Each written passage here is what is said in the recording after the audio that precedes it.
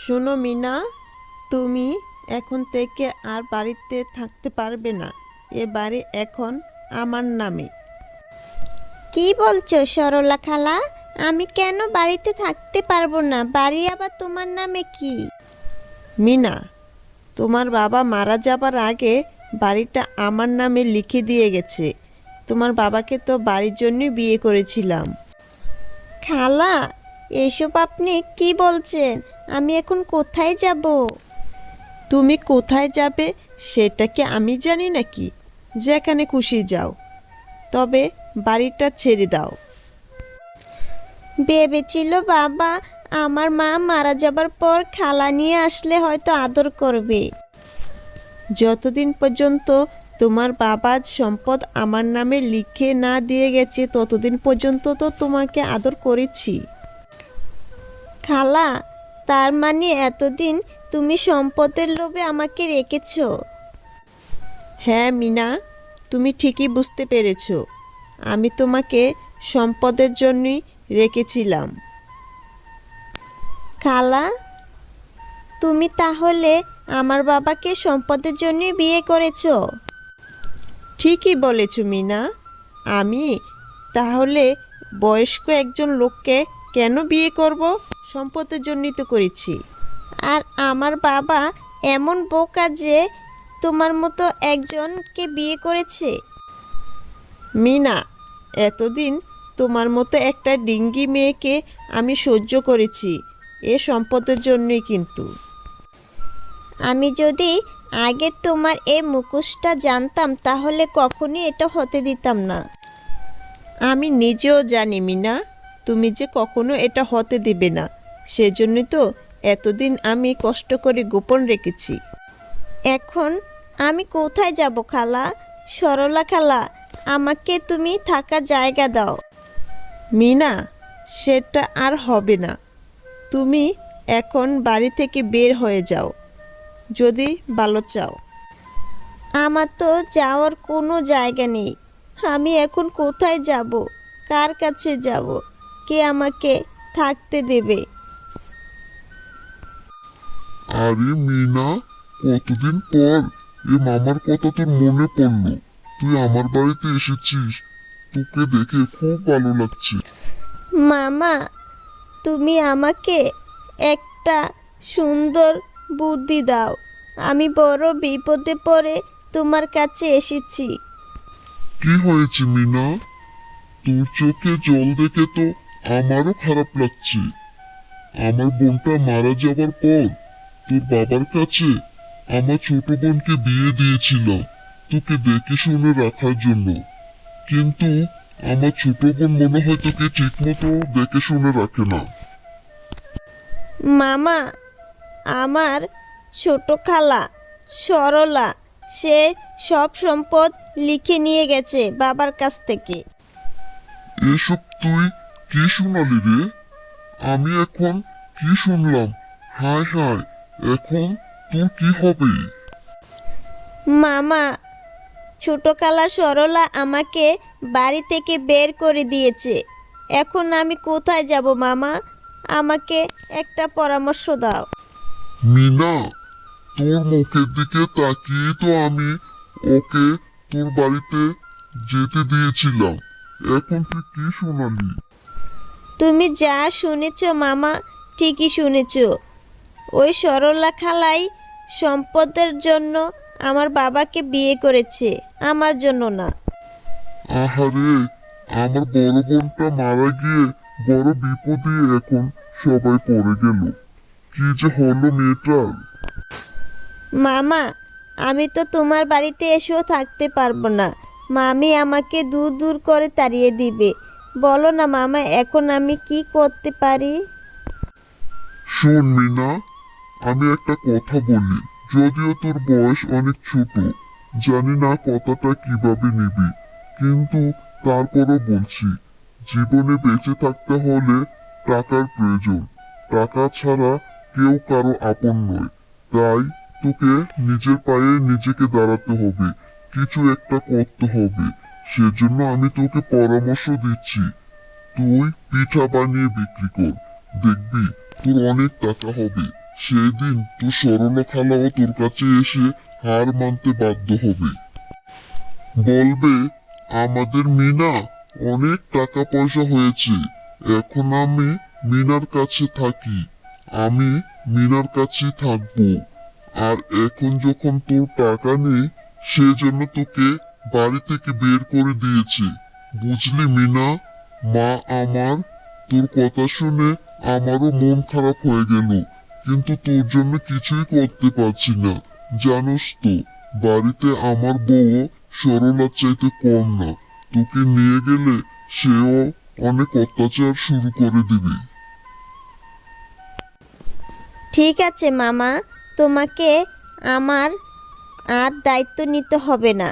তুমি যে পরামর্শ দিয়েছো তাতেই চলবে। আমি ব্যবসা করব। শুনে অনেক ভালো লাগলো রে। মা, তুই ব্যবসা কর, দেখবি তুই সফলতার মুখ দেখবি, আর আমরা গর্ব করে বলতে পারবো। মামা, তুমি আমার জন্য দোয়া করো। দেখবে মিনার হাতে এখন থেকে অনেক টাকা হবে। সবাই আমার দিকেই তাকিয়ে থাকবে, বলবে মা মরা মেয়েটা নিজের পায়ে কিভাবে দাঁড়িয়েছে। মামা আমাকে ঠিক বুদ্ধি দিয়েছে। আমি যদি ব্যবসা করে বড় হতে পারি, তাহলে একদিন সবাই আমার সাথে দেখা করতে আসবে। দেখবে মিনা আজকে কত টাকার মালিক হয়ে গেছে। পিঠা বিক্রি করব। পিঠা বিক্রি করে নিজের পায়ে নিজে দাঁড়াবো। আমার মা মারা যাওয়ার পর বাবা যে ভুল কাজটা করেছে, ভুল কাজটা যেন আর কেউ না করতে পারে, সেজন্য আমি সবসময় সবাইকে সতর্ক করব। আমার সরলা খালা সম্পদের জন্যই আমাদের পরিবারে এসেছিল, কিন্তু বাবা সেটা বুঝতে পারেনি। বাবা বিশ্বাস করে এনেছিল। আসেন মেম সাহেব, আসেন, আমার এখানে আসেন, খুব মিষ্টি পিঠা আছে। তুমি কি পিঠা বানিয়ে বিক্রি করতে পারো? এটুকু বয়সে তুমি পিঠা বানাতে পারো? বাহ, দেখে তো খুব ভালো লাগছে। মনে হচ্ছে পিঠা খেতে দারুণ মজা হবে। মেম সাহেব, আমি ছোট্ট মেয়ে ঠিক আছে, কিন্তু আমি কারো বোঝা হতে চাই না, সেজন্য আমি পরিশ্রম করতে চাই। আহারে, দেখে তো খুব মায়া লাগছে। তোমার বুঝি বাবা মা কেউ নেই? তাহলে শোনো, পিঠাগুলো বানিয়ে তুমি কোথায় বিক্রি করবে? যদি তোমার কোনো সাহায্য করতে পারি ভালো লাগবে। ম্যাম সাহেব, যদি আমাকে সাহায্য করতে চান, তাহলে আমাকে একটা দোকানের ব্যবস্থা করে দেন। তোমার দোকান লাগবে মিনা? তাহলে শোনো, আমার বাবা তো অনেক জায়গা আছে। একটা জায়গাতে আমি তোমাকে দোকান করে দিলে তুমি সেখানে বসে বসে বিক্রি করতে পারবে। যদি আপনি ব্যবস্থা করে দিতে পারেন মেম সাহেব, তাহলে আমি অবশ্যই বিক্রি করতে পারবো। আমি নিজের পায়ে নিজে দাঁড়াতে চাই। তোমার মতো এমন পরিশ্রমী মেয়েকে আমি খুব পছন্দ করি, সম্মান করি। আমার তোমার কাছ থেকে অনেক কিছু শেখার আছে। বাহ, আমার তো খুবই ভালো লাগছে। তোমাকে একটা দোকান করে দেব। সত্যি মেম সাহেব, আমি দোকানে পিঠা বিক্রি করতে পারবো? আমার কাছে খুব ভালো লাগছে। শোনো মিনা, তুমি আগামীকাল আমাদের বাড়ির সামনেই পিঠা বিক্রি করবে। আমি তোমাকে সেখানে একটা দোকানে ব্যবস্থা করে দেব। তুমি যদি নিজের পায়ে দাঁড়াতে চাও তাহলে পারবে। চেষ্টা করলে নাকি সবাই সব কিছু পারে। তবে আমি একটু চেষ্টা করে দেখি না মেম সাহেব, আমি পারি কি না। অবশ্যই অবশ্যই, আমি তোমার হাতের পিঠা সব সময় খাবো। সেজন্যই তোমাকে আমার বাড়ির সামনে নিয়ে যাচ্ছি। তুমি সব সময় পিঠা বানিয়ে আমাদের বাড়িতে পাঠাবে। এই তো আমার সৌভাগ্য ম্যাডাম।